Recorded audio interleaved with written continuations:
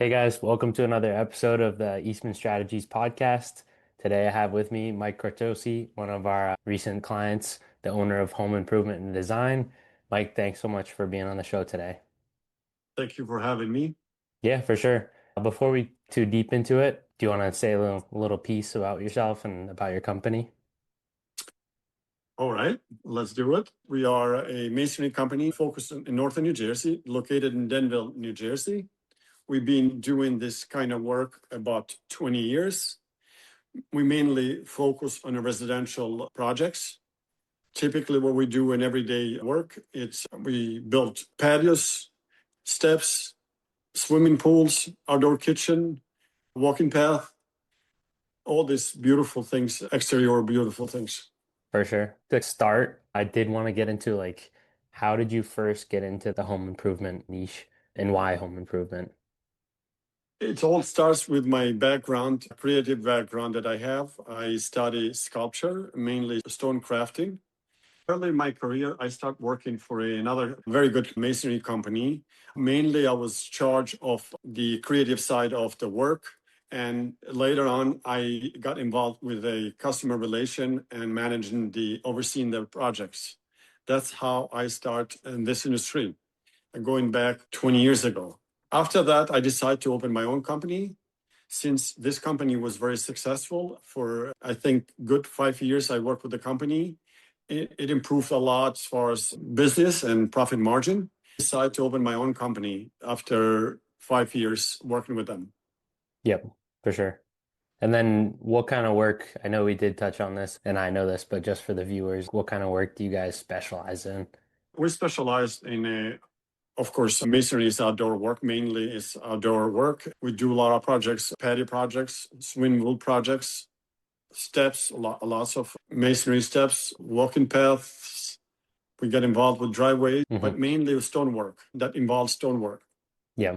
What would you say? I know a big part of it was we wanted to touch on the European masonry artisan kind of vibe, but what would you say was the thing that kind of sets you apart from other masons in the area? It's combined in both. I have two excellent teams. They share the same background as myself. Both are trained and worked overseas. One of the team main guy, main mason, he worked in Greece for probably a good 10 years. The other gentleman worked in Italy once they left the country. Of course, and a big player is also my creative style, creative background in sculpturing. When I say sculpturing, it's a stone sculpturing. That's what I did. So when we get involved in projects, I am very involved in creative side of the projects, detail oriented. That's what I give separate us from other companies. Yeah.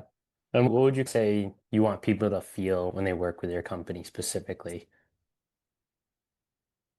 Working with us, its number one reason is the work ethics and craftsmanship that we deliver to customers. It's this work, in my views, has to do with the creativity and craftsmanship a lot. Mm. Just also has to do with the communication with the homeowners. It's very important the way you communicate, the honesty, being honest with them, being authentic. Quite often, we be able to save customers money by being creative and creating a new ideas for the customers and to save the money. Yeah, for sure. So you'd say that extra level of care is one thing that definitely sets you guys apart. Care and creativity as well, Yeah. both in Yeah, hand. for sure. So what would you say your biggest lessons you've learned running the company so far? My biggest lesson is learning how to communicate with customers, being upfront, honest, responsible, and trustworthy. Of course, the craftsmanship is very important as well, but these are the most important things I learned throughout the years that if you're able to be honest, trustworthy, and build a relation with the customer, that's the most important thing in this industry. And so back to the beginning as well, if you were to start over, what would you do differently if you had a chance to start over?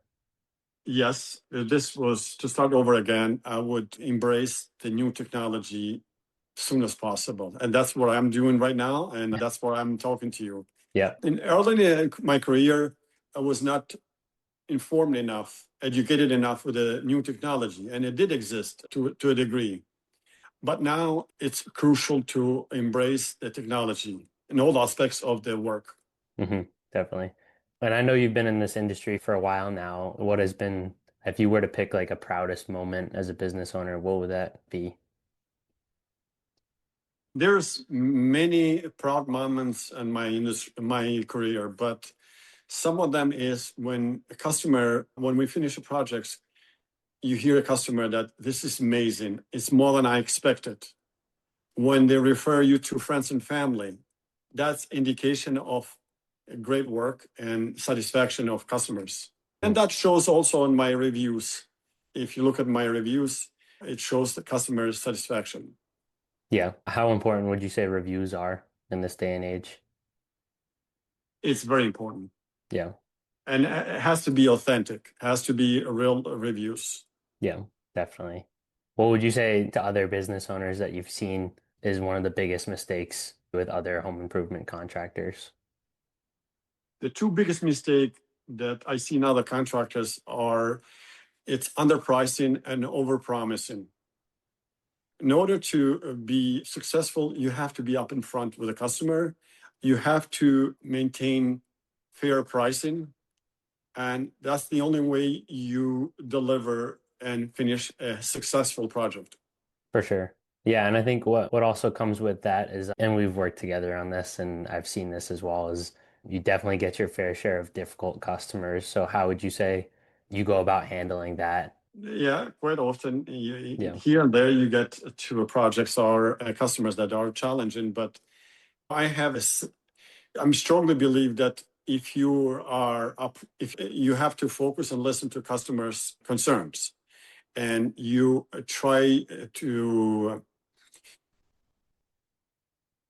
you're honest with whatever you're stating and saying, and you if you carry yourself professionally and you try the best, 95% of the time you are successful and you make them happy. Yeah. What's one thing homeowners should know before starting a home improvement project? My best advice is to gather enough information and before you jump in a project. Today's technology and especially internet, it's you can get a lot of information about pricing, about a good company, about the right thing to do when you hire a contractor, and not to be based on the lowest price. It's the biggest advice: sit down with a contractor, see if you have a rapport connection, if you feel comfortable working on your house. Pretty much that's my advice. Yeah, for sure. And I know we touched on this before, but pricing, low pricing, competitive pricing, what's your kind of approach to pricing jobs competitively, but still being able to make a profit on them? My job is to know pricing very well as far as materials, cost, labor, and all that. And also based on that and the market price, we have a set price that we are firm on that and has to be fair price. Yeah. Most of the time you win by doing that, by Yeah. being fair and knowing the market price. Hmm. Okay, so it's just a combo of being fair to the customer and then also knowing the market, like the going rate. Yeah, and supplies, labor, and all the other aspects of the projects. Okay, yeah. So speaking on the labor topic, how would you say you find and keep good employees or subcontractors? I know you said you do have so two guys that have been working with you for a while now. How are you able to find them? And then also how do you Yeah. keep them? Two guys is not two teams, you mean? Or two teams, yeah. Yeah, it's you treat them with a respect, you treat them fairly, you reward them for good projects and hard work. It's respect. You also explain each time the project starts, we have a meeting, we go over the projects, details of the projects, and but most of the part he becomes successful by doing that. Yeah. And the team stays with you and will be there for a long time. Yeah. Yeah. So just doing being respectful, paying them what's due, just allows you to keep two crews at least. Yes, reward them. You got to reward them quite often, especially around holidays. You got to be very generous Yeah, and fair as well. And that's what usually this is my way of dealing with the subcontractors and my teams, really. It's not subcontractors. yeah, for sure. Touching on the topic of special or unique jobs that you've done in the past, do you have a job that was most challenging and how did you go about taking care of it? Yes, I came across a few projects that were challenging. One of them, it was dealing with the wetland, and the project is rather large, and it was far from the driveway location. So what you decide, we came to conclusions that because of the location and to make the job go faster and successful, we utilized the machines that we have, and also we create a path for this project that effectively help us to finish the project in time. The truth, what we did, it was we run a numerous amount of plywoods, treated plywood on the wetland, good enough to have the machine deliver all the materials back and forth from the location. Yeah, for sure. And how did you go about keeping everybody on the same track and leading your team and making sure everything was in order in a job like that?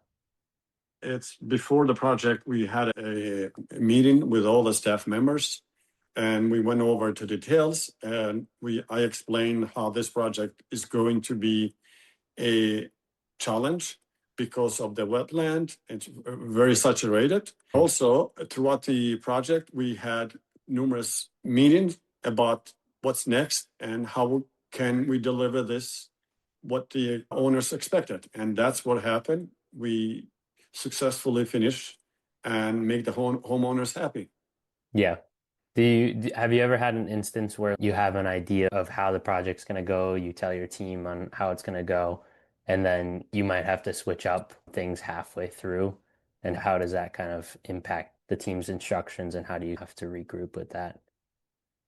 We have few times that we change the way we try something, it didn't work, we try something else, it worked. For most part, the team is very flexible. They know my goal is to finish this project, successfully finish, and to make the homeowners happy, to deliver what we promise. It's we haven't have any unfinished projects, but could be challenging time to time. Yeah, yeah. And with that, would you say you're constantly communicating with the homeowner throughout that process, or what does that kind of look Yes, like? during this process, we do have daily or every other day meetings. My the homeowners has my number and handy, and the main we have a foreman and staff that constantly communicating with homeowners and their concerns. For sure. And then going back to the advice part of it as well, do you have any advice you'd specifically want to give someone if they were starting a masonry business or something along the lines of what you've built over the years? My biggest advice to any other contractor is to learn a trade, work for a good company. It doesn't come overnight. It takes years of working for someone and see how they handle this kind of business. At least my advice is 5 years work just with a good company, a good crew. And so when you touch on the idea of a good company and a good crew, what do you think separates a good home improvement job from like a great one or a good home improvement company from a great one? Utilizing today's technology, we start as a company, we start giving customers a instinct design project using AI. So I've been very successful for last year using that to show the customers the actual their house or their backyard with the new project to look like it was finished. And this is they have actually by seeing that they have a really good idea what to expect. Of course, we invest a lot on figuring out basics aspects of the project, making sure the project is leveled right, is drained right, and is finished by the code, by city codes. Yeah, and then touching on the process of, or your specific process, and I know you used AI in this as well. What does that kind of look like from start to finish, from contacting the customer to giving them estimates to doing consultations and then eventually like closing? If you could give like a brief timeline on that. Typically, with every customer, I have a brief conversation. Once I receive a request, I call them and we go over slightly for 5 minutes, 10 minutes phone call, what they have in mind, when they are thinking doing this project. And I prepare myself better when I go to meet them. So I have some basic information before I meet with them. Once I sit with them, I listen to them what they're looking for, show them some of my portfolio projects, some projects that I have done and related with their needs. From there, either depending on the project, if they're smaller projects, we'll let them know the price in spot, or if it's a larger project, I come back with the price. There is no pressure. I give them enough time to think about and make that decision. Yeah. So super easy process on the customer side. It is. Not like a high pressure sales environment or anything like that. You cannot do that. No, Yeah. today you gotta be professional. The best philosophy I use is if this was in my house, how do I handle? I don't want some of the projects can be very costly. So you want to make sure that they take their time to think over and to make sure if they work with us, they're convinced that this is the right company. Yeah, for sure. And I know we've talked about this just on our phone calls, but more of on the business side. How important would you say first impressions are with customers? I know a big thing that you see as important is being punctual, being on time, being respectful. Could you elaborate a little on that? Be sure that customers are very aware of what's going on because they learn from, especially today with so much access with the internet. You have to respect them, their time, and anything to do with the way you schedule yourself. Typically, what I do is try to schedule on their own time, being time, being efficient with the timing that you meet with them.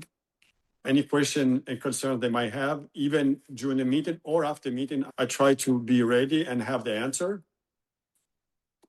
Pretty much that. Let them do the research on us as well, of course. They want to make sure and they need references. I'll provide that. These are some of the points I usually try to. Yeah, so just being professional, respectful, having your stuff together, um, like being prepared to actually meet with them and see what they actually want and being able to Yeah. help them with that. Yes, and of course, as when we meet, I have a device a large screen device, iPad, that I show all my work. And sometimes if they needed to project that in their own TV, I can do that as well in front of them so they can see a very large screen, projects that relates with what they have in mind. Yeah, yeah, for sure. And then last question here before I let you go is where do you see your business in the next 5 years? I know that's a long way off, but I know we talked about the technology and embracing the new.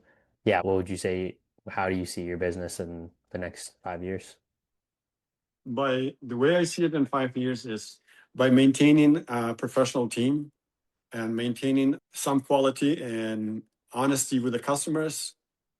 Eventually, this will actually move to the next level, which is dealing with larger projects or more projects to Mhm. come. Okay, awesome. Yeah, that's all I have for you today. I know we did talk about you wanted to make sure everybody knows the deal you have going on. Do you want to explain that? Yes, this year, 2026, we decide to give away each month a project. But these projects are given to certain groups of people. It's needed where it's needed the most. Most of the projects are focused on fixing unsafe steps, retaining walls and walking paths, rebuilding damaged retaining walls, restoring the sinkholes, but are only focused to certain groups like single moms, retired couples with a fixed income, low income families that are came across with an unexpected project that they can afford, war veterans as well. So these are some of the group people that we are actually focusing, giving them a free project. It's once a month. 12 projects a year for this year. Hopefully, next year we can double that. But for this year, each month we give a project, and we are going to post that in our social media and my website with Yeah, that's testimonies and all that. that's awesome. If people want to reach out to you, how can they get in contact? I know I'll add your Facebook and your website and your other platforms in the description, but if you want to plug your stuff right now. Various means. It's different ways of reaching out to people. Yeah. One of the ways is social media, especially Facebook. Other social media could be as well, and my website included. Yeah. And if people want to see more projects like you've talked about, where can they find that on your website or Google? It's projects, it's really in my website or my Google profile. It will be a lot of those projects and testimonies from customers, actually, actual real customers that we help them. Okay. Awesome. Yeah. Thanks for joining me today, Mike. I think that's it. Thank you for having me. I appreciate your time. Yes, sir.